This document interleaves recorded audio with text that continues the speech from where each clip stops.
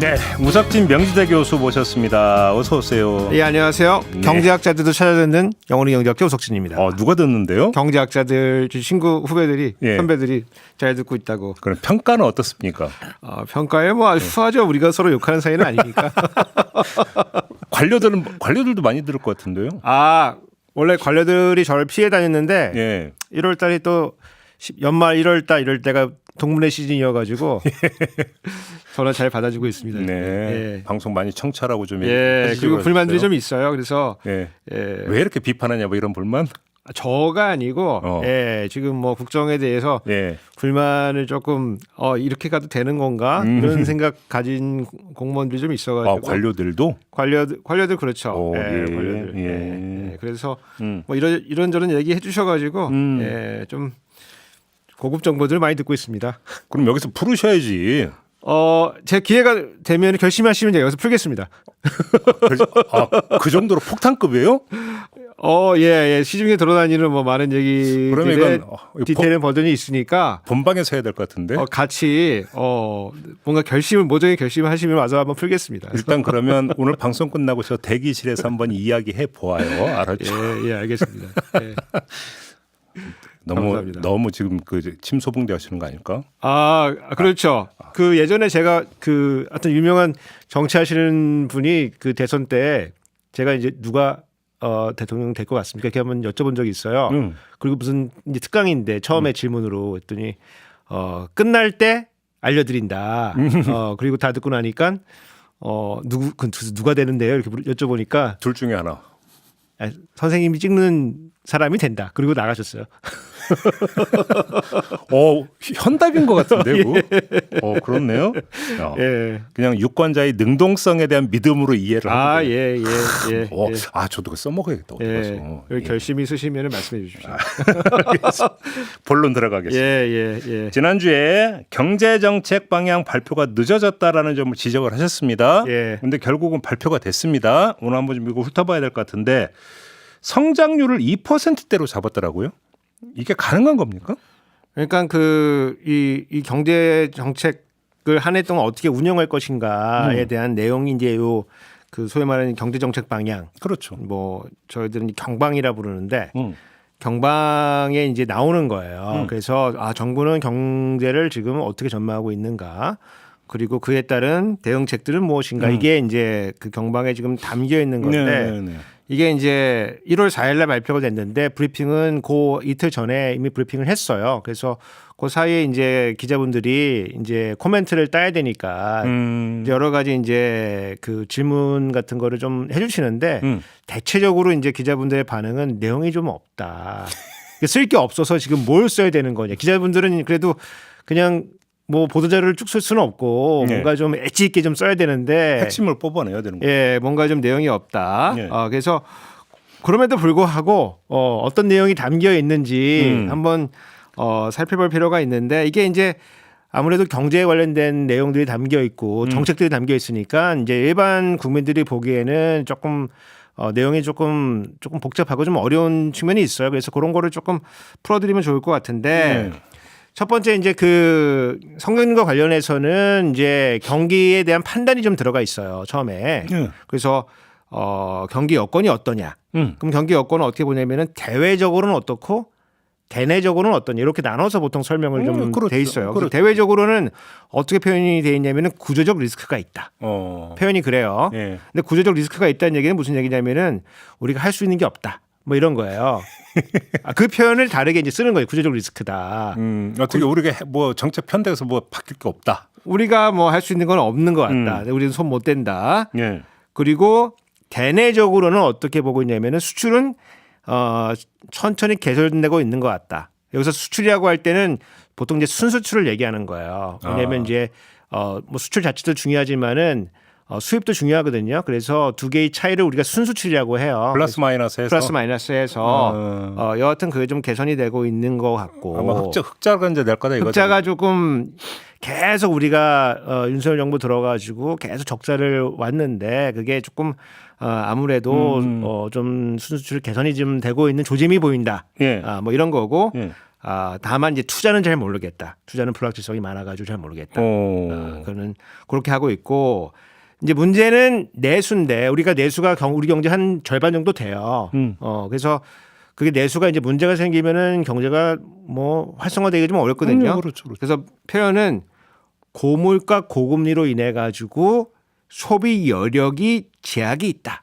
표현도 약간 아니 그러니까 그러면 전반적으로 별로 안 좋네요. 그러니까 소비 여력에 제약이 있다는 얘기가 무슨 얘기냐면은 소득이 없거나 아니면 보통은 소득이 없으면 우리가 차입을 해요. 가게에 돈을 빌려서 살거든요. 그렇죠. 차입할 수 있는 여력이 없다. 이런 뜻입니다. 그래서 지금 혹시 그림 하나 띄워주시면은 이게 이제 경방에 들어가 있는 그림인데 네. 이게 가계 실질 소득 및 실질 인근 추이입니다. 네. 추이 보시면은 여기 그 가로축이 이제 시점이에요. 그래서 막대 그래프가 이 가운데 선보다 위에 있다가 갑자기 아래로 쭉 내려가잖아요. 네. 요거는 이제 2022년 작년도 네. 1사분기 이후로 이제 떨어진다는 얘기예요. 그래서 가계 실질 소득도 갑자기 떨어졌고 실질 임금도 떨어지고 그 폭이 점점 커졌다가 뭐 작년 이제 뭐 4, 4분기 가까이 되면은 이제 그러면 조금 그게 좀 그 폭이 좀 줄어드는 여하튼 저 그림을 아마 사무관이 그랬을 것 같은데 화살표로 저렇게 그러면 한 2022년 1사분기가 지금 분기점이라고 한다면 딱 저거 정권 교체 딱 정권 졌던데요. 교체하고 나서 네. 뭐 이유가 써 있지는 않지만은 가계의 여러 가지 실질 소득이 그리고 임금이 굉장히 많이 떨어졌다. 갑자기 떨어졌다. 물론 저거는 상당 부분은 이제 물가가 올라간 거에 이제 기인할 거예요. 네. 그럼에도 불구하고 물가 올라가는데 임금이 그만큼 따라 올라가지 못했기 때문에 네. 실질 임금이 저게 좀 떨어지는 거거든요. 네. 그래서 저게 많이 떨어질 때는 마이너스 4%까지 떨어지는 거니까 진짜 가계가 얼마나 힘들게 살았는지는 저거 보고 알 수가 있는 건데 이제 저게 문제가 아니고 저 그림을 그린 게 문제가 아니고 저렇게 됐을 때 그럼 재정 당국은 정부는 무엇을 했는가 혹은 할 것인가 네. 요게 되게 중요한 거거든요. 근데 아까 이제 제가 성장률을 잠깐 여쭤봤잖아요. 그러니까 지금 대외 여건 안 좋고 투자도 잘 모르겠고 소비하려고는 제약이 돼 있는데 성장률은 올해 그러니까 작년이죠. 2023년. 작년 성장률이 1%대 아니었나요? 1.4%였죠. 근데 어떻게 2%가 나오냐고요. 그러니까 이제 그 두 가지인데 하나는 이제 골이 깊으면은 조금만 올라가도 좀 올라가거든요. 그래서 기저효과가 있기 때문에 네. 작년에 너무 좀 내려갔으니까 올해 뭐 수출이 조금 반등하면은 이렇게 올라가지 않느냐. 성장률은 전년 대비가 되는 건가요? 전년 대비가 되죠 보통. 그러니까 전년 대비가 그래서 되니까 그래서. 조금만 올라가도 조금 이제 회복을 하기 때문에 국제 기구들도 한국이 좀 2023년도 고생했으니까 2024년도는 조금만 올라가도 올라갈 거니까 왜냐면 경제는 이제 순환하기 때문에 내려가면 이제 조금 이제 올라오는 힘이 있거든요. 그래서 뭐 올해는 2.2%를 갈 것이다라고 이제 얘기를 했는데 작년에도 예산 세울 때 보면 2.4%를 예상했다가 막상 살아보니까 1.4가 됐어요. 그 추경호 장관이 그 전 장관이죠. 전 장관이 뭐 상임위나 이제 국회 대정부질문에 나와가지고 내가 1.4%라 그러지 않았냐 그러면서 우리가 맞췄다 그러면서 야호 이겼다. 야호할 상황이에요. 그게 지금 상황. 야호는 제가 붙인 건데, 그러니까 야호는 제가 이거 꽃게말로 붙이고 야호는 붙인 건데 여하튼. 정부는 그 맞힌 게 중요한 게 아니고. 그러니까. 그걸 아는 사람이 그래 그런 거 있잖아요. 1.4가 된다고 했으면은 어떤 대응을 했느냐가 중요한데 지금 정부는 이제 2.1을 내놨어요. 2.1을 내놨는데 저는 약간 힘들다고 봐요. 근데 저만 힘들다고 보는 게 아니고 한은도 요거를 2.2 전망해서 2.1%를 내렸어요. 내렸어요. 작년 연말쯤에 내렸습니다. 한번 조정을 했어요.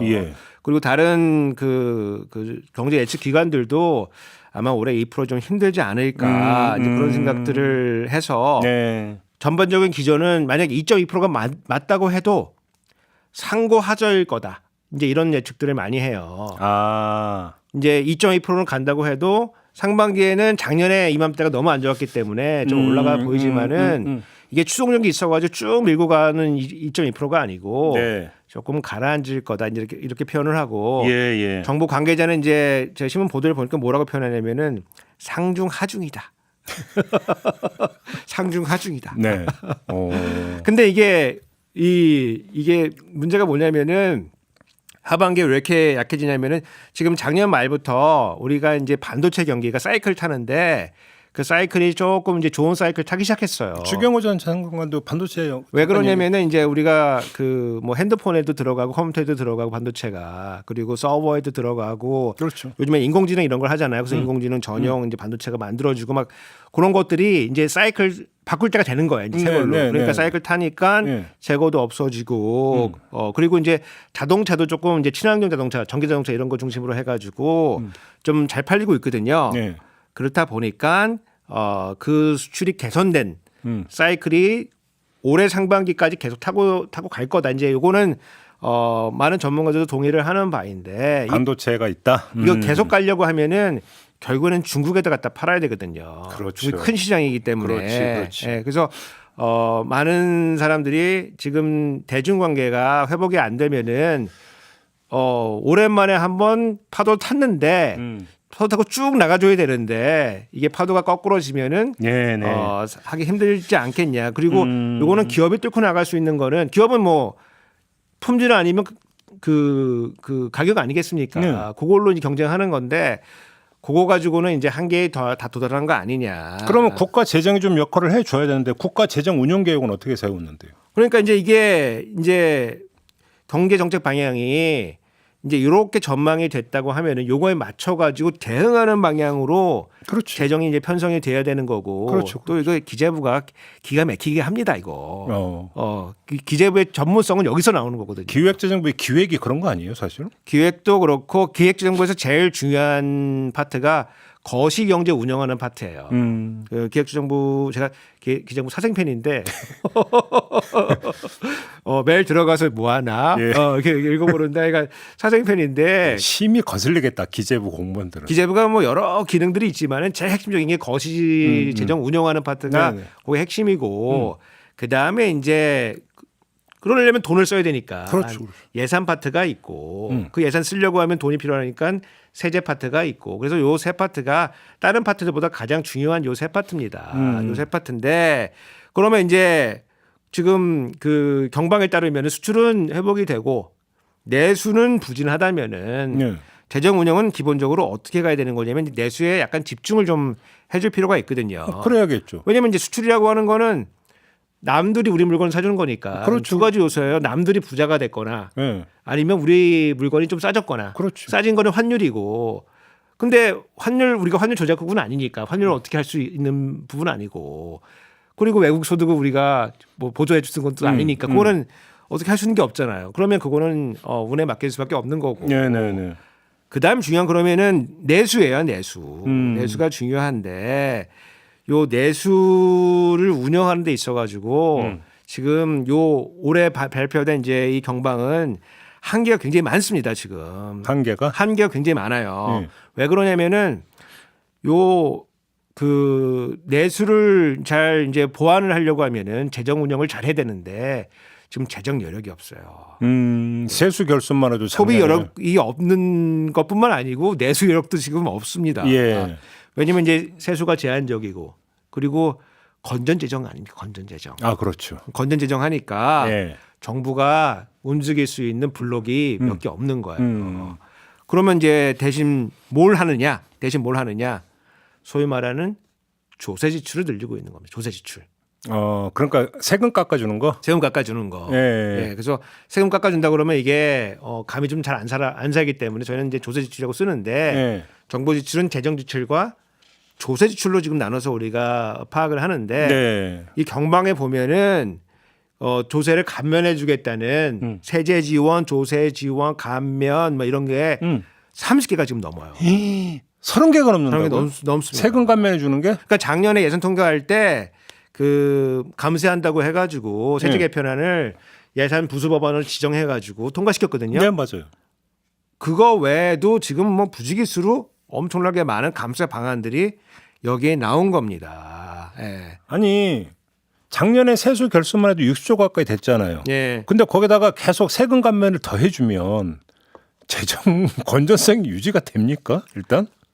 아니 그러니까 지금 그 작년 말에 국제기구에서 이제 저한테 면담을 신청해가지고 네. 예, 면담을 했는데 국제기구에서 제가 또 그런 이제 글로벌한 예, 정부 관계자들하고 국제연구기관에 이제 그 경제학 박사들 다 똑같은 얘기 하는데 네. 좀 다른 얘기 한번 듣고 싶다. 그래가지고 예, 수소문에서 찾아갖고 와서 제가 이제 그 말해준 거는 재정 지출은 줄였지만 이게 수지로 보면은 우리 스탠스는 지금 확장 재정을 지금 하고 있는 거다. 저번에 그 말씀하셨어요. 예, 왜냐면 적자 폭이 지금 거의 마이너스 4%까지 가거든요. 그렇지. 이게 경제 위기 빼고는 거의 역대급으로 가고 있는 거예요. 네네네. 그럼 조세 지출을 이렇게 많이 늘려주고 있는데 우리 문제는 왜 이렇게 적자를 편성하고 있음에도 불구하고 이게 왜 경제 성장에 도움이 되지 않느냐? 그게 문제인 거다. 진짜 핵심 문제는. 그래서 그런 거를 좀 따져볼 필요가 좀 있을 것 같아요. 네. 예컨대 이제 재정 지출은 어떠냐면은 타겟을 할 수가 있어요. 그렇죠. 당연히. 타겟. 지출 항목이 있으니까. 아니, 그러니까 내가 누구한테 돈을 쏴주겠다. 그러니까. 딱 타겟 해줄 수가 있어요. 그렇죠. 그리고 요게 이제 보통 그러면 저소득층, 서민, 취약계층, 기업으로 따지면 중소기업, 아니면 소상공인 이게 타겟을 줄 수가 있거든요. 그리고 바로 그의 지출이 바로 발생을 해요. 그렇죠. 예산으로 쏴주기 때문에. 당연히. 예. 근데 감면을 해주면 조세 지출을 해주면은 이거는 세법이기 때문에 룰을 정해야 돼요. 난 김종배 선생님을 세금 깎아주겠다 이렇게 할 수는 없거든요. 그러니까 룰 정해야 돼요. 가능하면 체격 좋고 잘생기고 그렇지. 인상 좋고 그렇죠. 대신 이제 수염도 좀 난 사람에 대해서 세금을 그렇죠. 50% 감면해 준다. 그거 좋다. 예, 그러면 저도 그렇게 비슷하게 만들어서 나올 수가 있거든요. 잘생기거는 안 되겠지만 여하튼, 무슨 말씀을? 예. 그러니까 이게 타겟 차이가 좀 어려워요. 타겟. 그렇지. 그리고 이게 기본적으로 이제 세금 깎아주는 거기 때문에 납부할 세금이 있는 사람. 그렇죠. 을 대상으로 할 수밖에 없어요. 그렇죠. 근데 대부분은 예컨대 이제 저소득층의 상당 부분은 일을 해도 근로소득세를 내지 않는 사람들이 한 35% 정도 전후가 돼요. 그 과세점 미달하는 사람들 그 정도 되고 법인으로 따져도 한 절반 정도가 적자 법인이에요. 그럼 이제 법인세 안 나오잖아요. 그건 그렇죠? 적자니까 법인세 낼 게 없죠. 그렇죠. 낼 게 없고 그리고 이제 세액이 있는 사람들도 이걸 최저한세라고 하거든요. 최저한세. 예. 세금을 더 이상 깎아줄 수 없는 그 한도가 있어요. 예. 최저한세 걸린 중소기업들 엄청 많아요. 그러면은 만약에 요 세금 감면을 통해 가지고 조세 지원을 한다고 하면은 이걸 받을 수 있는 데들은 낼 세액이 있는 기업 그리고 최저한세에 안 걸린 기업. 그러면 거의 기업으로 따지면은 거의 대기업이 될 가능성이 높고. 그렇죠.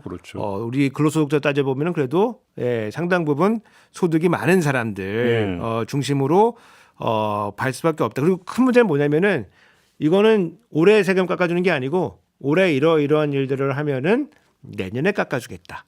이런 거거든요. 그러니까 즉각 발생하지가 않아요. 이 효과가. 그렇죠. 시간이 이제 오래 걸리는데 가장 대표적인 게 이제 임시투자 세액공제라고 하는 그런 세액공제 제도가 있어요. 저희는 이제 임투라고 불러요. 임투. 예. 우리 촌철님도 어디 가셔가지고 길게 말씀하시지 마시고 거의 임투 있잖아. 임투. 옛날에 임투는 임금투쟁이었는데. 그렇죠. 약간 이제 임시투자 세액공제가 있는데 이거는 뭐냐면은 앞에 이제 임시가 붙었다는 얘기는 한 번 해주고 안 해준다. 뭐 이런 거예요. 임시. 대신 이제 요거를 매년 갱신을 지금 하고 있어요. 이게 옛날에도 있다가 없어진 제도거든요. 투자 한번 하면 80년대 초반에 들어왔다가 20년 이상 그것도 임투인데 계속 갱신해가지고 20몇 년 이제 갔어요. 예. 여하튼 임시인데 투자한 금액에 세금 낼 거를 일정 부분 깎아준다. 네네네. 세액공제예요. 그래서 이게 그 임투를 연장을 할 뿐만 아니고 특히 이제 R&D 관련된 것들은 이 세액공제율을 10%씩 올려준다. 네. 이렇게 되는 거예요. 들으면 좋아요. 들으면은 야 투자를 하면은 세금 깎아주고 투자를 촉진을 하고 그 다음에 R&D에 써. 그럼 세금 깎아준다. 그러면은 우리 돈 직접 들어가는 건 아니고 나중에 세금 내도 깎아주는 거니까. 근데 요거를 받을 수 있는 대부분의 기업은 대기업이에요. 그렇죠. 대기업이에요. 그렇죠. 근데 대기업 투자하고 R&D는 다 알아서 잘해요. 알아서 잘합니다. 이걸 특별히 깎아줄 필요도 없어요. 네, 네. 그러니까 이제 전체적으로 그림을 보면은 우리 R&D에서 많이 깎았잖아요. 예. 한 5조 가까이 깎았고 이제 예산 과정에서 한 6천억 회복했는데 그러면 4조 원대를 우리가 삭감을 한 건데 요거에 뭐 일부분은 대학으로도 가고 뭐 국제연구소로도 가지만은 상당 부분은 또 중소기업으로도 가요. 왜냐하면 국제연구원 이런 데서 네네. 연구를 진행한다고 해도 그걸 다 하는 게 아니에요. 또 다시 중소기업이 다시 과제를 줘가지고 같이 합동으로 진행하는 거 많고 맞고 그다음에 이게 일종의 이제 중소기업에 대한 지원책이 또 되는 거거든요. 네네. 근데 그거는 삭감을 하고 이 세액공제 형태의 요 R&D를 간다는 얘기는 대기업을 지원해주겠다는 얘기거든요. 네. 이거는 이번 윤석열 정부의 기업 지원의 어떤 그 관점을 보여주는 거예요. 중소기업 이거 뭐 축구로 치면은 야 조기 축구 야 K리그 4부 야 그냥 공 하나 주면 되는 거지 뭐 그냥 얘네들끼리 공차다 집에 들어가. 학교 운동장 열어주고. 하려고 그러면은 야 K리그 1부 리그쯤은 돼야지. 예. 그리고 국가대표 네. 이런 데를 돈 줘야지.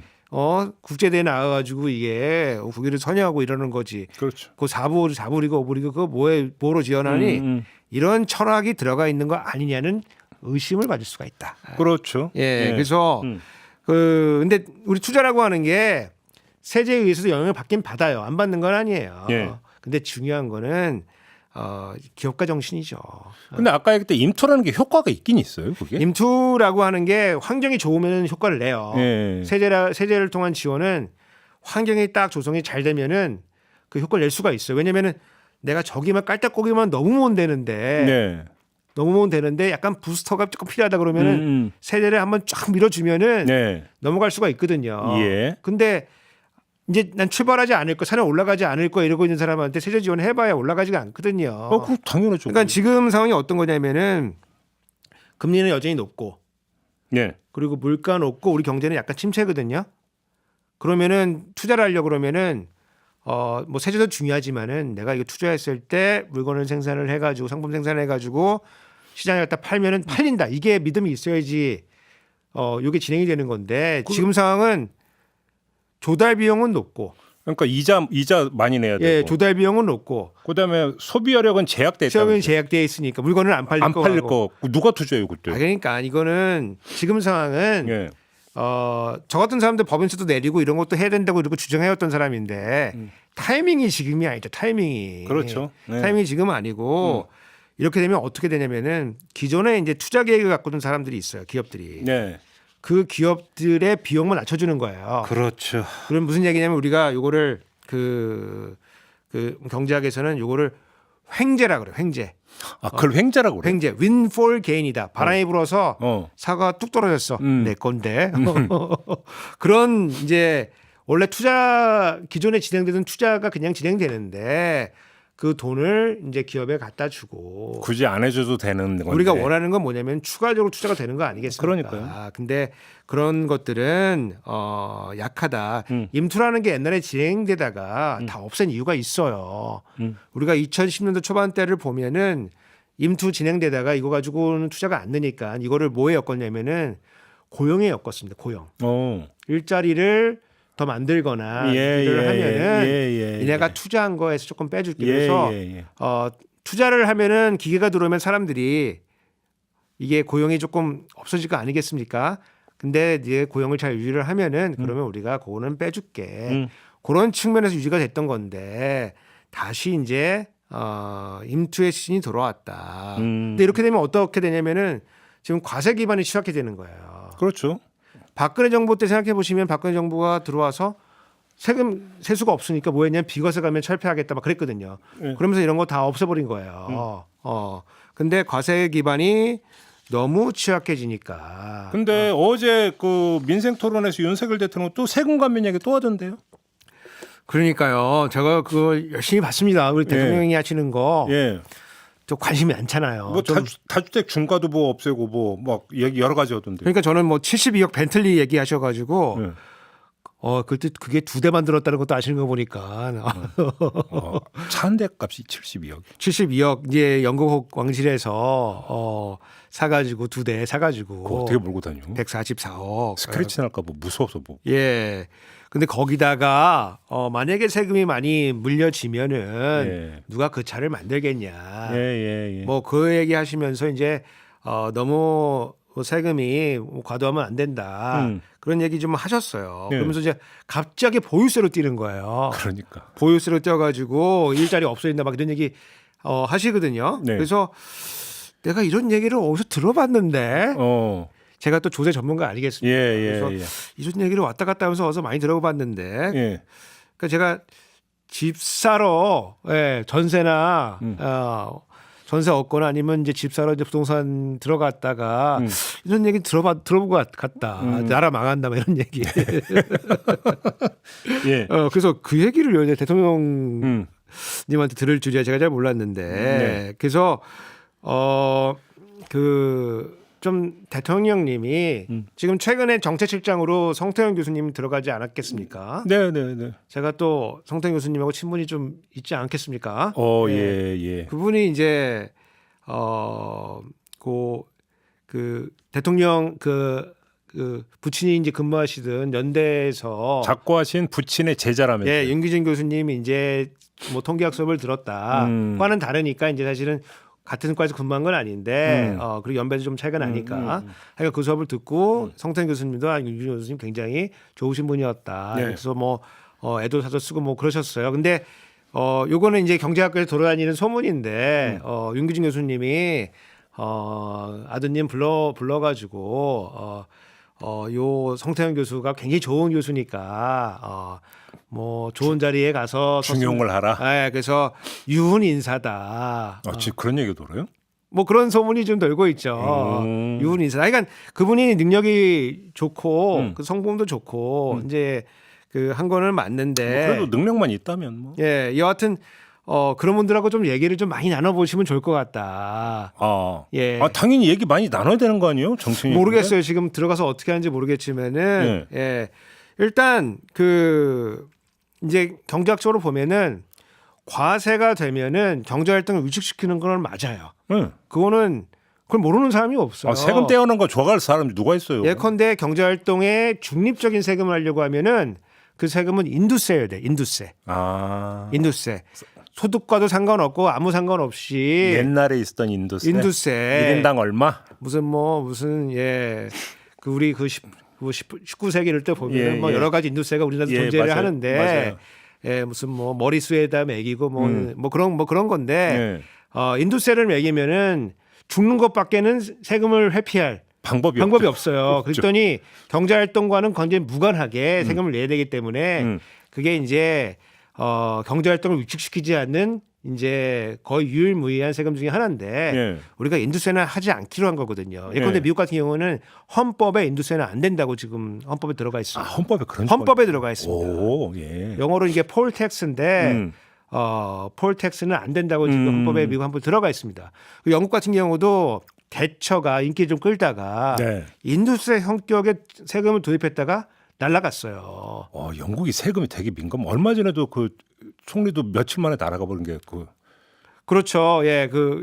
그건 이제 채권 시장 관련해 가지고 그 연관된 것들인데 여하튼 인두세 빼놓고는 그 경제 그 세금이 들어오면은 경제 활동이 위축되고 왜곡이 발생된다는 거는 우리가 다 알고 있어요. 그럼에도 불구하고 우리가 국가를 유지하는 데 있어 가지고 세금이 필요하기 때문에 같은 세수를 걷는 데 있어 가지고 어떻게 과세하는 게 좋은 것인가라고 하는 이런 경제학적인 질문에 대해서 옛날부터 많이 개발돼 있고 그러한 이제 여러 가지 결과로서 지금 뭐 국가의 여러 가지 그 상황을 반영을 해가지고 조세 제도가 있는 거예요. 보유세 말씀하셨는데 우리나라가 보유세가 좀 낮은 나라 중에 하나예요. 보유세가 높지가 않아요. 우리나라는 보유세는 낮고 거래세가 좀 높아요. 그러니까요. 근데 다 깎아주겠다는 거죠. 근데 거래세가 높은 이유도 있어요. 왜냐하면은 우리가 주택이나 소득이나 이제 이런 것들을 보면은 사람들이 숨기거든요. 우리가 지금 예컨대 지금 주택 거래도 실거래가로 신고한 관행이 몇십 년 안 돼요. 네. 예, 그 전에는 네. 다 이제 우리 뭐 공시지가, 공시가액 뭐 이런 걸로 뭐 지가 실제 거래가액이 한 20-30%밖에 안 됐거든요. 네. 그러니까 한번 거래할 때 세금을 엄청 올려서 한 거예요. 세수를 거두려고. 그러니까 여하튼 그런 영역이 있거든요. 그래서 보유세는 우리나라는 그렇게 높은 나라가 아닌데 왜 갑자기 보유세 아마 종부세 때문에 그러신 것 같다. 종부세. 저도 종부세는 조금 문제가 있다고 생각이 되는데 왜냐하면 종부세가 너무 빨리 늘었어요. 그래서 이게 세부담이라고 하는 건 유지가 되려고 하면은 이 담세 능력하고 같이 가져야 되거든요. 근데 담세 능력은 약간 많이 늘진 않았는데 집값이 빠르게 오르다 보니까 이제 그런 문제가 있었던 건데 너무 과도하게 대통령이 이것 때문에 부가가치가 안 만들어진다 이렇게 하시는 거는 모르겠어요. 이제 그냥 정치인들 할 수가 있는데 알겠습니다. 이제 국정을 이제 책임지시는 분이 이렇게까지 얘기하실 필요가 있는 건가? 근데 아무튼 뭐 방향 보면은 지금 뭐 재정이 빠듯한데 더 빠듯해질 것 같고 그러니까 재정 여력 별로 없는 것 같고 물가 관리는 어떻게 될 것 같습니까? 이게 또 제가 골때 표현이 좀 죄송하다. 네. 이상하다. 이상하다. 이게 왜 기재부가 왜 이런 식으로 이거를 했을까? 네. 이제 이런 경방을 네. 이런 식으로 했을까? 그래서 원래 이 경방의 주무국은 이제 경제정책국이거든요. 네. 지금 이제 최정목 장관도 경제정책국장 출신이에요. 그래서 이 경제정책국장을 하면은 이제 전반적으로 우리 그 거시경제 운영과 관련된 모든 것들을 키를 줘봤기 때문에 상당히 이제 실력이 있고 이게 장관으로 가는 지름길이다 이렇게 보는 건데 이게 내용이 조금 문제가 좀 많아요. 왜요? 예컨대 이번 경방에서 가장 중요한 꼭지가 뭐냐면은 1번 꼭지가 민생 경제 회복이에요. 민생 경제를 회복하겠다. 그리고 민생 경제 회복에 지금 화면에 보시는데 첫 번째 꼭지가 뭐냐면은 물가와 서민 생활 안정입니다. 물가 서민 생활 안정이고 당연한 얘기고. 이제 그 물가 서민 생활 안정에서 제일 1번째는 뭐냐면은 상반기 중에 2%대 물가를 조기에 달성하겠다.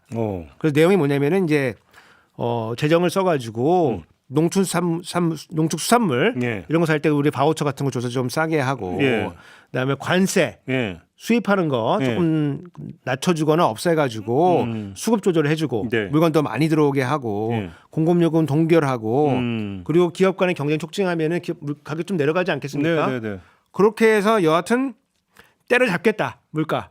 이제 이게 일본 정책이에요.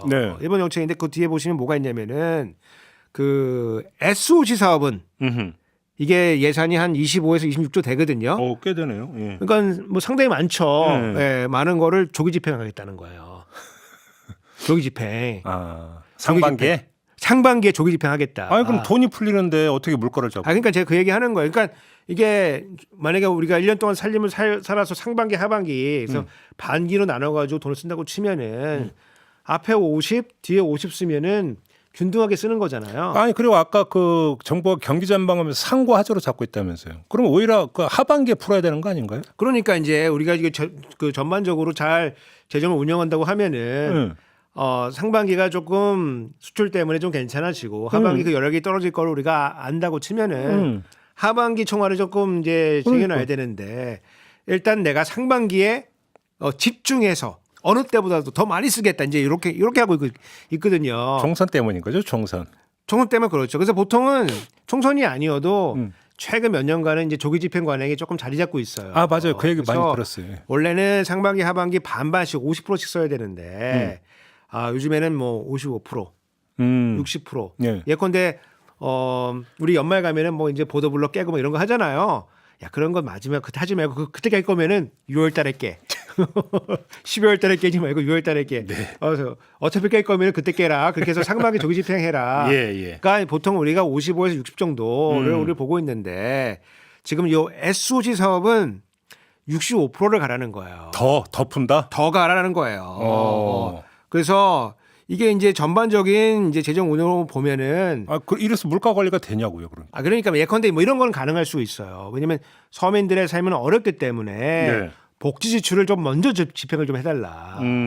이러면은 상반기에 우리가 전체적인 수출 경기는 좋아지지만 이건 기업이 좋아지는 거잖아요. 네. 이게 경제의 순환을 통해 가지고 가게로 전달될 때까지는 시간이 오래 걸려요. 전달 경로가. 그러니까 우리가 먼저 재정을 먼저 온풍을 먼저 여기 좀 들어갈 수 있게 먼저 집행하겠다. 이러면은 이해가 가는데 SOC는 이거는 아니거든요. 이거는. 뭐 이건 뭐 누가 봐도 총선용이라 의심을 살 수밖에 없는 거고. 그러니까 이게 같은 맥락이에요. 우리 그 연말에 갑자기 공매도 금지시키지 않았습니까? 맞아요. 또 금투세 얘기도 했잖아요. 예, 금투세 뭐 이제 폐지하겠다 이렇게 얘기하셨는데 이게 지금 다 같은 맥락입니다. 지금 재정 운영이고 뭐고 경제 전망이고 뭐고 모르겠고 일단 상반기에 다 때려 넣어.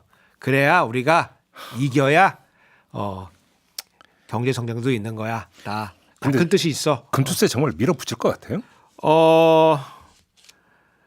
이게 지금 뜬금없다. 저는 이제 생각이 들었어요. 뜬금없다. 금융투자소득세. 금융투자소득세. 이게 그 어렵게 사실은 2020년도에 합의를 본 거예요. 여야가 네. 어렵게 합의를 본 거고 그때 이제 돌아다 보면은 그때 이제 우리 뭐 불평등이라고 하는 화두가 상당히 사회적으로 중요했고 그래서 그 압박에 밀려가지고 자본 예. 특히 자산에 대한 과세를 어떻게 할 것이냐. 예. 거기서 이제 소득이 막 나오는데 그걸 어떻게 할 것이냐에 대한 합의를 본 게 사실은 저는 약간 불만이 있지만은 그래도 뭐 합의 봤으니까 금투세다. 그래서 금융 투자해가지고 금융자산에 투자해가지고 나온 소득을 합쳐서 5천만 원 이상 되면은 그러면 우리가 거기다가 이제 과세를 좀 하자. 네. 이렇게 합의를 본 거예요. 네. 근데 5천만 원 소득이 나오려고 하면은 손실 없이 나오려고 그러면은 만약에 5% 이익률이면은 한 10억 정도 자산이 있어야 되고 금융자산이 있어야 되고. 주식 투자 예를 들어서 주식 투자에서 5천만 원의 수익을 거두려면 상당하게 지금 투자가 돼야 되는 거죠. 근데 뒤에 좀 더 말씀드리겠지만은 이게 우리가 그 손익통산이라고 그래요. 손익통산. 예. 손실 본 거, 이익 본 거 다 합쳐가지고 5천만 원 돼야 되는 거니까 우리가 투자하다 보면 손해 보는 것도 있잖아요. 있죠. 그러면 이익 본 것뿐만 아니고 손해 보는 거 다 합치는 거니까 5천만 원이라고 하면은 실제로 한 뭐 7, 8천 정도 내가 돈 번 사람에게 그러면 그 넘어가는 한도 내에서 과세한다 뭐 이런 거거든요. 결국 이것도 돈 있는 사람들용이라고 봐야 되는 거잖아요. 1, 2천 투자해가지고 우리 우리 최상목 우리 이제 그 장관 같은 경우에는 이게 투자자에 대한 감면이다. 네? 투자자에 대한 감세다. 뭐 이렇게 약간 이제 돌아가셨는데 여하튼 이게 세 가지 문제가 있는데 하나는 이제 우리가 조세 법률주의이기 때문에 이게 국회의 권한이에요. 그렇죠. 예, 이거 소득세법을 개정을 해야 되기 때문에 그래서 국회하고 좀 얘기를 좀 해야 돼요. 그렇죠. 발표하려고 하면은 그냥 발표하면 안 되고 국회와 이제 우리 국회는 뭐 야당이겠죠. 지금 야당과 좀 얘기를 하고 발표를 했었어야 되는 거고 그리고 우리가 세금 내고 싶은 사람이 어디 있겠습니까? 저도 내기 싫어요. 저도 내기 싫어.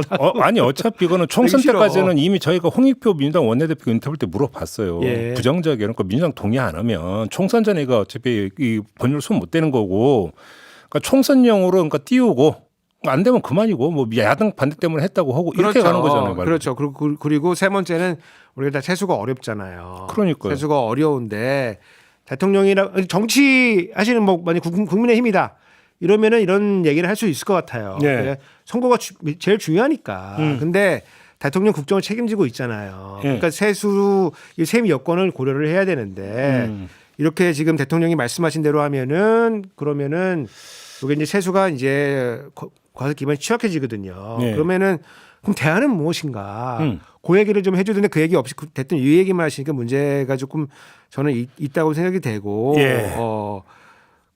그렇기 때문에 조금 좀 책임감 있게 조금 국정 운영을 좀 해주셨으면 하는 바람입니다. 그러니까 아까 말씀했잖아요. 그러니까 조세주 그러니까 세금 감면 그 항목만 30가지가 넘는다고.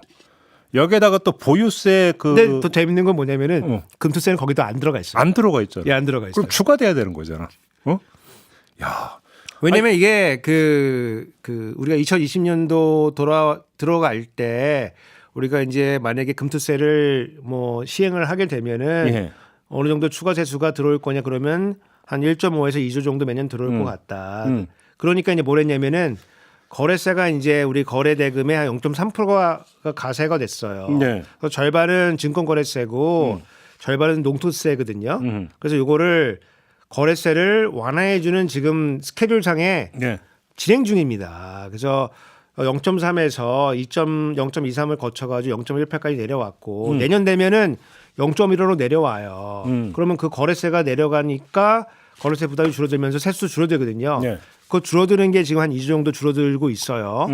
그러니까 원래 금투세에서 들어올 거랑 요거랑 사실은 표현이 그렇지만 약간 이제 퉁친 거거든요. 그래서 세수 중립적으로 만들어 놓은 건데 만약에 금투세를 만약에 폐지시키게 되면은 예. 2조가 안 들어오고 예. 그다음에 거래세는 좀 내렸거든요. 그래서 2조가 지금 덜 들어오고 있는 상황이에요. 그거 합치면은 매년 4조가 덜 들어오는 거예요. 예. 4조는 어느 정도 세금이냐면 종부세 예.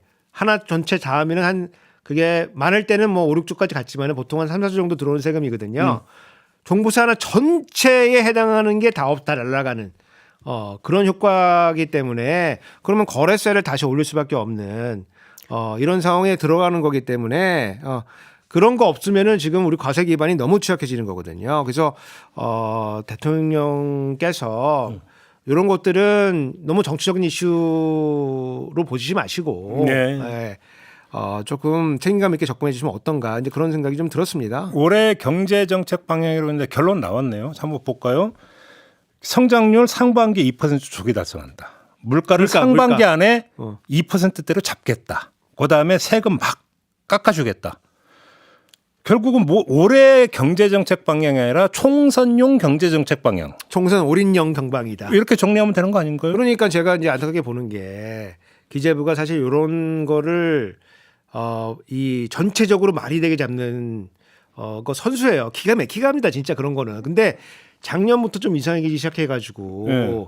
올해는 진짜 이상한 거예요. 아니 그 은근하게 어때 행간에 까는 것도 아니고 대놓고 지금 이러고 있는 거죠. 아니 깔아도 네. 전체 전망이랑 내용이랑 이게 명실상부하게 이렇게 가야 되는데 좀 아기가 맞게. 아기가 지금 하나도 안 맞아요. 아니 물가를 상반기 2%대로 잡겠다고 하면서 SOC에서는 상반기에 집중 저기 뭐 한다고 하는데 이게 앞뒤가 맞냐고. 이게. 안 맞아요. 안 맞아. 안 맞고. 그러니까 제가 이제 아까 성태현 교수님 얘기했는데 정책실장으로 가셨으면 첫 번째로 이거 딱 잡아주셔야 되는 건데 이거 말씀 못 하시고 있는 거 아니냐. 이거 뭐 경제학자가 딱 보면은 그분이 또 거시하시는 분이니까 네. 보시면 이게 말이 안 되는데 고쳐갖고 와라. 야, 니는 어차피 늦은 거. 네. 원래 12월 16, 17, 18 이때 해야 되는 건데 어차피 늦은 거 다시 해갖고 와라. 이렇게 혼내주셔야 되는데 홍군형을 안 내주셨다. 그 전임 정책실장 지금 비서실장인데 이관섭 실장의 파워가 되게 쌌던 거 아닐까요? 제가 이제 그분 또 취재를 또 하지 않았겠습니까? 뭔 얘기 있는데요? 그분이 이제 싫은 소리 안 하는 걸로 굉장히 그 유명하신 분이다. 예. 그래서 그 김대기 실장 이런 분들은 그래도 말씀을 조금 하셨대요. 좀 그 쓴소리 이런 걸 아니되옵니다. 쓴소리인지는 모르겠지만은 이런저런 말씀하시는 분이다. 아니되옵니다는 좀 했다. 아니되오는 모르겠지만. 예. 아무튼. 예. 하여간 이제 그게 거슬려졌든지 조용하신 분이 비서실장 올라가셨다. 그러니까 갑자기 한 달도 안 돼가지고. 예, 성태현 교수님 제가 좀 또 잘 아시는데 가서 좀 역할 좀 해주셨으면은 예, 그 대통령이 이제 말씀하시는 거 들어보면은 이것저것 되게 약간 좀 막 이렇게 주워 들으셔가지고 예, 조각모험을 하시는 것 같아요. 경청하셔가지고. 예, 경청하셔가지고 아니면 제가 나쁜 뜻이 아니고 우리 컴퓨터 하다 보면 그 조각모험이 있지 않습니까? 네. 그런 조각모험 아저씨 이렇게 딱 모으셔가지고 알겠습니다. 이렇게 말씀하셔서 아기가 좀 잘 안 맞는 부분 좀 있거든요. 그래서 그런 거를 얘기를 좀 하셔가지고 좀 맞추고 밖에서 얘기하시면 좋을 것 같다. 알겠습니다. 예. 마무리하기 전에 짧게 태영 있잖아요. 태영. 일단 저기 뭐 SBS 지분 이런 걸 담보로 저거 한다고 했으니까 일단 워크아웃에는 들어간다고 전망을 하세요? 워크아웃은 뭐 들어가겠죠. 지금 금융당국이 여러 가지로 지금 혼 좀 냈잖아요. 그리고 네. 대통령실도 좀 세게 압박했죠. 혼 좀 냈고 혼 좀 냈는데 너희는 왜 손해 볼 그럴 그 진정성을 보이지 않느냐라고 했는데 저는 뭐 진정성이 많이 보인 것 같지는 않아요. 근데 그럼에도 불구하고 그럼 SBS를 어떻게 할 거냐? 그게 사실은 그 방송에서 초미의 관심사였죠. 네, 그게 이제 핵심인데 뭐 원한다면 우리가 SBS 주식을 담보로 잡힐 수가 있다는 결심을 할 수도 있다. 뭐 그런 거거든요. 그래서 담보 잡힐 결심. 예, 담보 잡힐 결심할 수 근데 있다. PF 유동화 증권이라는 얘기가 계속 나오는데 이건 뭐예요? 그러니까 그 지금 우리가 요 태형의 부채를 어떻게 해결할 것이냐. 요 문제만 집중하고 있는데 그럼 애초에 태형은 왜 이 부채가 생기게 된 거냐. 그렇지. 요거를 보시게 되면은 거기에 이제 PF 유동화 증권이라고 하는 이제 금융 이제 상품이 들어가 있어. 그 뭐예요? 그게? 그래서 저 화면 보시고 조금 그 보시면 좋은데 저게 이제 맨 왼쪽에 보면 시행사가 있어요. 예. 이제 시행사가 이제 요 그 뭐 아파트도 짓고 예. 뭐 그 여러 가지 이제 건물도 짓고 이제 사업장을 이제 주관하는 게 시행사인데 거기서 건물 지어주는 사람이 시공사예요. 그렇죠. 건설사가 이제 여기 시공사에 건물 지어주는 거예요. 네. 근데 시행사가 땅도 사고 뭐 진행도 해야 되니까 뭐 은행이나 이런 데나 돈 있는 데서 돈을 빌려요. 네. 그러면 이제 보통은 이제 시행사에 이제 여러 가지 그 신용이나 담보를 보고서 돈을 빌려주는데 시공사한테 너 보증 서줄 수 있어? 이걸 요구를 합니다, 보통은. 그러니까 그 돈을 빌리는 주체는 시행사인데 근데 시공사에게 좀 담보 좀 잡아주라. 보증 서줄 수 있어? 보증 좀 해주라. 이렇게. 너 이거 사업하다가 망하면 니네가 갚아줄 수 있어? 네. 근데 보통 그 큰 시공사들은 보증을 안 서준다, 잘. 아, 그래요? 예, 잘 안 서줍니다. 근데 태형이 약간 10위권인데 약간 후발주자예요. 네. 그래서 사업장을 넓히다 보니까 야, 우리랑 해. 그리고 내가 보증도 서줄게. 그래서 여기서 일단 1차 보증을 서준 거예요. 여기서 이제 펑크가 난 건가 그러면? 일단 펑크가 나기 시작하는 게 여기서부터 펑크가 나는 겁니다. 예. 그 딴 데는 큰 문제가 없는데 태형이 이제 문제가 생긴 첫 번째 고리가 여기서 이제 보증 서준 것들이 좀 있어가지고 네. 이게 그 시행 요 사업적인 문제가 PF 사업적 문제가 생기면서 태형이 좀 부채가 좀 늘어난 측면이 하나가 있고 예. 이제 돈을 빌려준 이제 저희가 이제 뭐 대조사라고 제가 표현을 해놨는데 이거를 채권이잖아요. 돈 빌려줬으니까 채권. 채권을 옛날에 그냥 들고 있었는데 요즘에는 그걸 그냥 들고 있지 않아요. 또 돌려요? 요거를 요거 돈이 이제 띄엄띄엄 들어오잖아요. 그렇지. 근데 그러면 내가 현금으로의 문제가 생기니까 요거를 유동화 증권이라고 채권을 또 발행을 해가지고 팔아요. 그 그걸 채권 또 기반으로 해서 팔아요? 팔아요. 그래서 중간에 이제 SPC라고 하는 이제 특수목적 법인을 만들어가지고 거기다 넘겨가지고 거기서 무슨 뭐 이제 여러 가지 채권을 발행을 해요. 네. 그럼 그거를 삽니다. 그걸 이제 유동화 증권이라고 하는데 보통 이제 요게 이율이 높아요. 그렇겠죠. 뭐 13%, 14% 뭐 이렇게 됩니다. 그 정도요? 예, 그리고 만기가 짧은 건 3개월 막이래요. 오. 3개월, 6개월 이렇게 됩니다. 괜찮네. 이게 짧아. 긴 것도 있지만 보통 짧아요. 그러니까 그 수익률 높고 3개월만 내가 위험을 지면 되니까 일반인들 들어가기 좀 어렵고 1, 2천만 원짜리 이런 거 없나? 들어갈 수 있는데 그 바로 뜯기겠죠. 1천만 원 안 갚지. 미안한데. 뜯긴다. 뜯기죠. 그러니까 금융기관 이거 사는 사람도 선수 아닙니까? 예. 이자를 높아 좋은데 위험한 거 아니야. 쓸데없는 질문해서 죄송해요. 아무튼 아니 13, 14%라고 하길래. 네. 그러니까 이게 그러니까 그 금리가 높잖아요. 네. 금리가 높은데 이게 지금 PF가 뭐 이제 분양도 나고 이래야 돈이 다 생기는 건데 이 전 단계 돈이 나올 때가 별로 없잖아요. 네. 그러니까 요 유동화 증권은 어떻게 돌리냐면은 다음 금융기관, 다음 투자자를 또 모집을 합니다. 또 돌려요? 그 돈 받아가지고 주는 거예요. 원래 받던 사람들 3개월 됐어 나간다 그러면 그 다음 사람 들어와 그래가지고 그 다음 사람이 돈 받아가 또 주는 거거든요. 그러니까 이게 자꾸만 돌려막기인데. 한 번 터지면 연쇄네요, 그러니까 도미노네. 그러니까 이게 개인이 이렇게 구조를 짜면은 다단계로 잡혀갑니다, 이거. 그럼 다단계네. 개인이 하면 다단계. 예. 금융기관이 하면 금융혁신. 예. 그래서 이렇게 돌아가는 거예요. 근데 불안하잖아요. 내가 지금 요 유동화증권 사가 만기 3개월짜리 13%짜리 샀는데 혹시 다음 사람 없으면 어떡하지? 그렇죠. 그럼 나만 물리는 거잖아. 그렇죠. 그래서 보증을 사달라 그래요.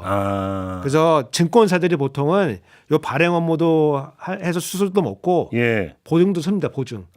증권사도 얽혀 들어가네 그러면. 그래서 보증이 뭐냐면은 혹시 네 다음으로 살 사람 없으면은 내가 사준다. 근데 증권사들이 이거 발행할 때 야 시공사 너도 보증 서. 시공사도 또 보증을 서요? 보통은 여기 잘 안 들어오는데 이게 이제 그 증권사들이 약지 않습니까? 야 너도 이거 사업 잘 돼야지 너네도 사는 거 아니야. 나 혼자 독박 못 쓴다. 보증서 보증. 그래서 태형의 보증을 여기 많이 썼어요. 여기서 또 펑크가 난 거예요 그러면? 그러니까 작년 말도 아니고 한 작년 중반 정도 보면은 이 태형 관련 계열사들이 태형건설 포함해가지고 요 PF 유도화 증권을 매입을 이제 보증서 줬던 거를 그 다음 금융기관들이 위험한데 안 들어가 하니까 그걸 이제 사기 시작했거든요. 그래서 이걸 이제 원래는 채무는 아닌데 이제 요게 문제가 생기면은 채무로 바뀌는 이거 우발 채무라고 하는 거거든요. 그러니까 유동화증권이 그러니까 태형의 보증선 유동화증권이 문제가 생겼는데 그러니까 이제 보증선거에 대한 저기 책임져라. 지금 이렇게 되는 거죠. 그래서 그걸 이제 지금 산 것도 있고 그 다음에 진행되고 있는 PF 사업장에서 만약에 문제가 생기면 요것도 이제 다시 매입을 좀 해야 될 수가 있거든요. 그래서 요거는 이제 우리가 차원 발행이라고 하는데 차원 발행을 할 때 그거를 보증선 태형사가 갑자기 요거를 책임을 져야 되기 때문에 갑자기 많이 이제 채무가 늘어났다. 근데 이런 구조를 우리가 뭐 1급 시공사들 이런 데들은 이런 구조를 안 가거든요. 그래서 중소가 문제네요. 이제 무리하게 이제 확장을 한 거죠. 무리하게 이제 확장을 하다 보니까. 그럼 아무튼 워크아웃이 받아들여지면 대충 해결은 될 수 있을 것 같아요. 태형은 어떻게 보세요? 이건 뭐 이제 금리가 조금 내려간다고 하니까 이제 미국도 이제 금리 좀 내리잖아요. 이게 사실은 금리하고 지금 상관 있는 게 많거든요. 그리고 부동산 경기하고 그래서 이제 금리 전망이 이제 어떻게 진행될 거냐고 상관이 많고 다만 이제 이번 경방에 보면은 어떤 대책이 PF 대책이 들어가 있냐면은 문제 있는 사업장을 LH가 2조 원을 들여서 매입해주겠다 뭐 이런 게 있어요. 그 유동화증권을? 유동화증권이 아니고 사업장을 매입해주겠다. 사업장을. 근데 우리 정부 포함해서 공공기관이 제일 싫어하는 게 자산 취득하는 겁니다. 특히 왜냐면 우리가 사회주의가 아니잖아요.